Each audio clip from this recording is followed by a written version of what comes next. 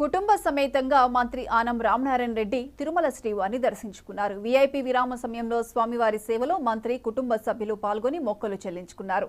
దర్శనానంతరం రంగనాయకుల మండపంలో వేద పండితులు వేద ఆశీర్వచనం అందించగా ఆలయ అధికారులు శ్రీవారి తీర్థ ప్రసాదాలు అందజేసి పట్టు వస్త్రంతో సత్కరించారు. వార్షిక బ్రహ్మోత్సవాలు దిగ్విజయంగా జరగాలని స్వామివారిని కోరుకున్నట్లు దేవాదాయ శాఖ మంత్రి చెప్పారు. అక్టోబర్ 4న బ్రహ్మోత్సవాల సందర్భంగా సీఎం చంద్రబాబు స్వామివారికి పట్టు వస్త్రాలు సమర్పిస్తారని, భక్తులకు మెరుగైన సౌకర్యాలు అందే విధంగా టీటీడీ చర్యలు తీసుకుంటుందని మంత్రి ఆనం తెలిపారు. నారా చంద్రబాబు నాయుడు గారు